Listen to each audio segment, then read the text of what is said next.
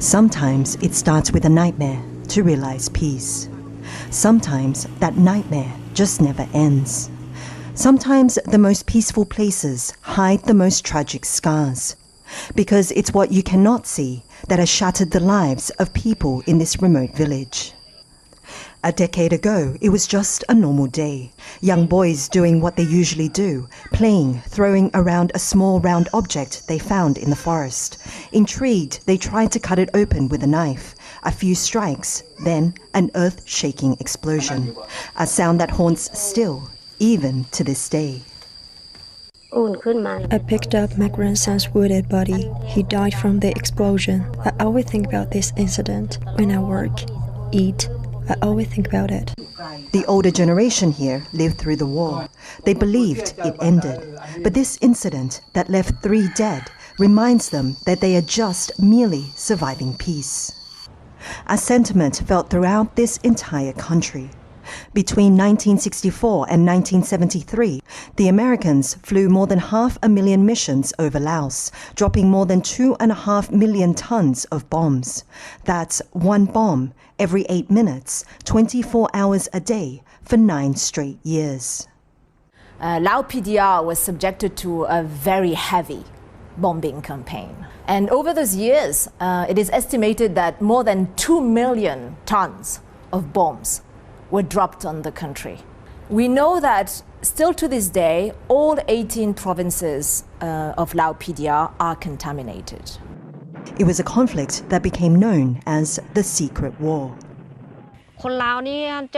Everywhere, every place, houses were destroyed, our land was destroyed, livestock killed.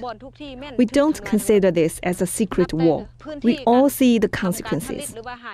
Say Samon has been doing this for 28 years. It's a painstaking task, using detectors to manually map every centimeter of the ground.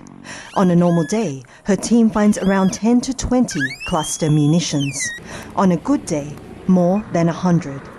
And considering only 1% of contaminated land has been cleared, she tells me that it is impossible to clear Laos of all the bombs dropped. But each bomb destroyed is potentially lives saved.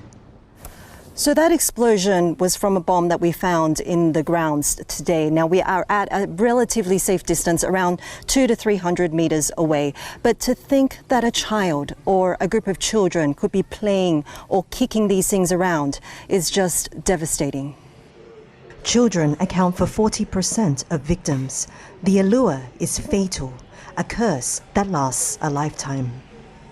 They say the body keeps a record of trauma and pain, but few would understand what this would feel like.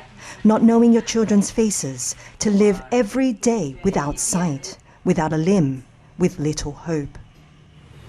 The misery is intolerable. Blindness is like death. My daughters need to be my eyes. It's torture. Nothing can ever compare to this.